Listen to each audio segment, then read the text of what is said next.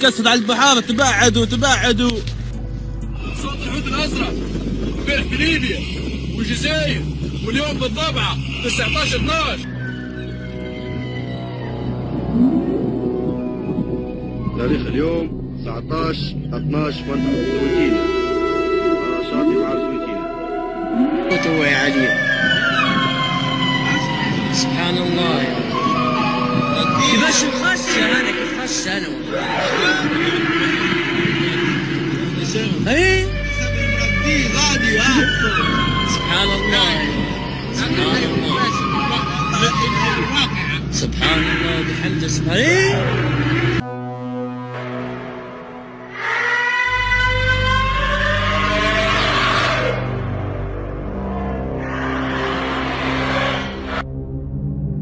Guys, what is going on?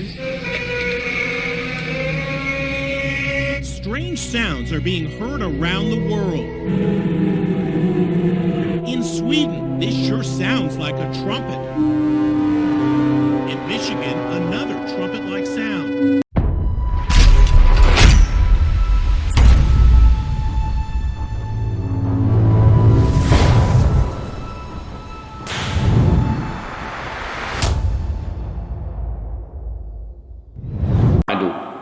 Bapak Ibu, hamba-hamba Allah yang saya cintai, baru-baru ini gempar, Mesir gempar, Al Jazeera gempar, kemudian Libya gempar, dan channel-channel televisi Arab memberitakan.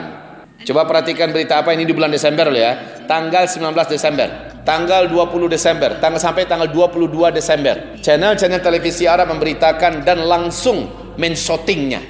Apa? Yaitu ikan paus, kedalaman ikan paus biru di kedalaman laut yang paling dalam itu tidak pernah Pak memunculkan dirinya, apalagi ke pantai-pantai, mengeluarkan suara ikan ini adalah di antara suara terkuat dan terbesar di dunia. Apabila dia bersuara di alam lepas seperti kita, maka orang yang ada di sekitar ikan akan pecah gendang telinganya, saking kuatnya suara paus biru itu, dan bunyinya juga sangat mengerikan, merinding. Di channel televisi di Arab, baik itu Mesir, baik itu Libya, baik itu Al Jazeera, ya, memberitakan bahwa komentar para ulama dan para pakar, ikan ini tidak akan pernah meninggalkan kedalaman laut samudra yang paling dalam. Panjangnya ikan itu Pak, normalnya adalah 30 meter panjangnya ikan itu. Ini termasuk di antara ikan terbesar di dunia. Dan ikan-ikan ini bermunculan, menimbulkan suara yang menakutkan dan menggegar. Satu kota Mesir, Kairo, satu kota bisa mendengarkan suara ikan tersebut. Apa komentar para ulama kita? Ikan-ikan ini tidak akan pernah meninggalkan kedalaman laut dan tidak akan pernah lari menuju ke pantai kecuali mereka dalam keadaan ketakutan yang bersangatan. Ketakutan yang bersangatan. Apa yang ditakutkan oleh ikan-ikan ini? Jika tidak ada sesuatu yang sangat menakutkan, jika tidak ada sesuatu kegelisahan yang menegangkan, mereka tak akan mungkin meninggalkan posisi mereka di kedalaman laut yang terdalam. Nah, ini adalah sebuah isyarat bagi kita. Kita tak tahu apa yang akan terjadi dengan laut Allah ini. Ketika Allah berfirman, "Zaharal fasadu fil barri wal bahri bima kasabat aydin nas liyudhiqahum ba'dalladzi 'amilu la'allahum yarji'un." Kita tak tahu apa yang akan Allah datangkan pada bumi kita ini. Yang kedua, ibarat Allah yang kami muliakan, terjadinya pembunuhan seorang jenderal, orang terkuat nomor 2 di Iran, oleh Amerika Serikat, yang sekarang sedang menghebohkan berita-berita dunia, dan Donald Trump bangga telah melakukan prestasi itu. Ini menyebabkan kemarahan dan kemurkaan yang tidak alang kepalang bagi Iran, dan Iran mengibarkan bendera merah pertanda siap untuk perang besar melawan Amerika, mengajak sekutu-sekutunya untuk melibas kekuatan blok barat. Maka kita tahu sekutu terkuat daripada Iran adalah Cina, sekutu terkuat Iran adalah Rusia, sekutu terkuat Iran adalah India, dan seterusnya. Masihkah Bapak ingat bahwa di akhir zaman akan terjadi pertempuran besar antara blok timur dengan blok barat? Ibarat Allah yang kami muliakan, ini yang kedua. Ini perihal yang kedua, dan saya sekali lagi mengatakan, yang akan merasakan dampak yang paling mengerikan dari perang besar itu nanti bukanlah para militer saja, tapi orang awam macam kita, Pak. Orang-orang sipil macam kita.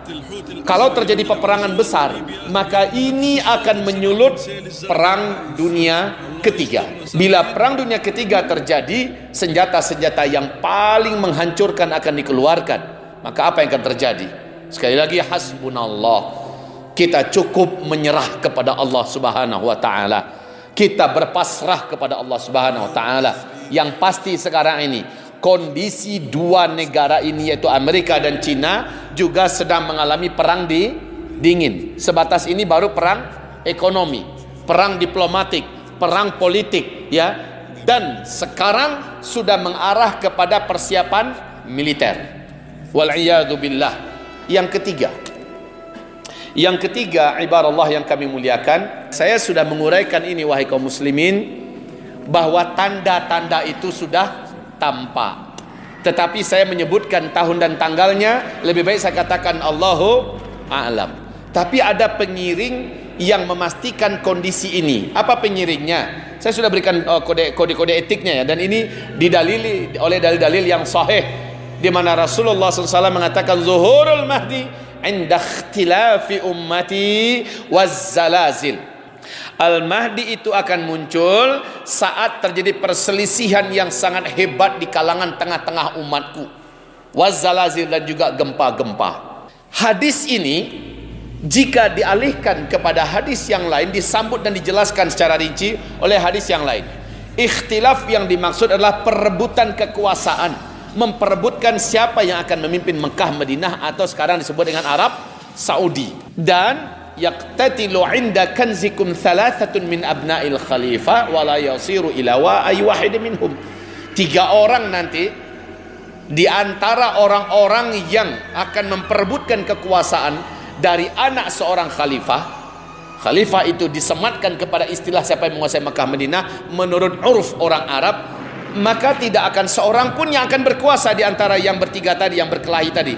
Mereka mengerahkan senjata mereka, militer mereka, peluru mereka, harta mereka, kekuatan mereka untuk saling menjatuhkan dan membunuh antara satu dengan yang lain dalam rangka perebutan kekuasaan Mekah, Madinah. Rasulullah menegaskan tidak seorang pun dari mereka bertiga akan memimpin Mekah, Madinah, karena Mekah, Madinah akan dipimpin oleh Al-Mahdi. Jadi itu dulu yang pertama. Adakah perebutan kekuasaan? Sekarang yang peluang ini saya lihat hanya di 3 orang ini. Allahu a'lam. Semoga tidak di zaman kita, Ustaz. Amin. Amin ya rabbal alamin. Saya juga berharap demikian, Pak. Peluang Raja Salman untuk meninggal dunia secara umur memang sudah dekat. Umurnya sudah 82 tahun saat ini, dan beliau sakit-sakitan dengan penyakit yang berat. Di samping itu, kondisi Arab sekarang ini secara politik kacau. Saya sudah lengkap ceritakan ini kepada Bapak Ibu semua. 3 orang ini, yaitu Pangeran Muhammad bin Salman sebagai putra mahkota, kemudian pangeran yang terkuat di Arab Saudi juga, pemegang militer juga, Pangeran Mut'im bin Abdullah, anak kandung Raja Abdullah sebelum Raja Salman, kemudian Pangeran Khalid bin Talal. Ini adalah 3 orang yang membuat pengaruh yang besar di Arab Saudi hari ini, dan mereka sedang perang dingin, Pak. Mereka hanya menunggu kematian Raja Salman, lalu mereka akan bergaduh, dan masing-masing mereka punya militer dan senjata, mereka punya harta dan lobi dalam dan luar negeri. Bila ini bergaduh, apakah sudah pasti Mahdi keluar? Belum tentu. Harus didampingi oleh yang kedua, wazzalazil. Mesti terjadi gempa-gempa. Gempa-gempa di mana? Kalau sekarang ini per detik di seluruh dunia berganti-gantian gempa di mana-mana tempat. Coba buka BMKG, Pak, tentang gempa. Hampir per detik di berbagai belahan dunia ini sudah bermunculan gempa-gempa. Gempa yang dimaksud itu oleh Rasulullah adalah gempa di Mekah dan di Madinah dan sekitarnya. Yuk kita lihat ke depan. Apakah mungkin? Ya. Ustadz Abu Fatihah Al-Andani, masih ingat dengan beliau? Saya dengarkan ceramah beliau kemarin ini. Beliau punya seorang pakar dan ahli, ya, tentang masalah gempa. Ketika ditanyakan peluang gempa yang ada di Arab Saudi, beliau mengatakan, doktor ini mengatakan, untuk Mekah, Madinah kondisi sekarang ini punya peluang sangat besar mengalami gempa-gempa. Bagi saya mengingatkan kepada kita semua hadis Nabi SAW, ketika terjadi gempa di zaman Nabi, apa yang Nabi lakukan, Pak? Langsung Nabi meletakkan telapak tangannya di atas tanah dan berkata, jangan sekarang, bukan sekarang, nanti. maka tenang kembali bumi itu. Kalau terjadi gempa di zaman kita, jangan buat pula hal yang sama. Kita bukan apa-apa, bukan siapa-siapa. Ya, jadi Bapak Ibu yang kami muliakan, nanti zaman Umar bin Khattab terjadi juga gempa. Langsung Umar naik ke atas mimbar dan mengatakan, ini karena ada dosa yang dibuat secara terbuka dan terang-terangan. Saya akan ketatkan pemerintahan ini. Saya akan kerahkan semua potensi yang saya ada miliki supaya tidak ada yang berbuat dosa secara terbuka dan terang-terangan. Tapi kalau terang-terangan, ini akan menjadikan gempa Mekah Madinah. Saya bersumpah, kata Umar, kalau terjadi lagi gempa ke depan, saya akan turun dari posisi saya sebagai pemimpin kalian semua. Pertanda menandakan saya ini menyesal telah memimpin kalian dan gagal menjadi pemimpin. Ini keyakinan para sahabat. Gempa di Mekah Madinah tidak akan terjadi kecuali apabila dosa telah dibuat secara terbuka dan terang-terangan. Nah, mari kita sambungkan hadis ini dengan kondisi yang sekarang, Pak. Natalan juga sudah dibuat sekarang ini. Masya Allah, innalillahi wa inna ilaihi rajiun. Ya, semoga Allah mengampuni dosa-dosa kita semua. Sekarang acara-acara organ-organ, musik-musik, ya, konser-konser di Madinah Al-Munawwarah juga dibuat, Pak. Di Madinah dibuat. Ketangkap ketahuan pasangan LGBT nikah mengadakan pesta di Makkah Al-Mukarramah. Innalillahi wa inna ilaihi rajiun. Jangan tanya, Pak, berbagai macam jenis masih dibuat sekarang ini. Gulat wanita, mendatangkan pegulat-pegulat dunia, itu ditonton oleh ratusan ribu penonton. Dan bioskop diresmikan dalam jumlah besar-besaran di Arab Saudi hari ini. Maka saya menyaksikan ini untuk mengundang terjadinya gempa-gempa tersebut. Yuk kita lihat saja, kalau memang terjadi kematian sang raja dan 3 orang yang berkelahi, gempa-gempa terjadi, fix. Itu saja kuncinya, Pak. Maka inilah zaman di mana seluruh dunia mengalami bencana-bencana besar.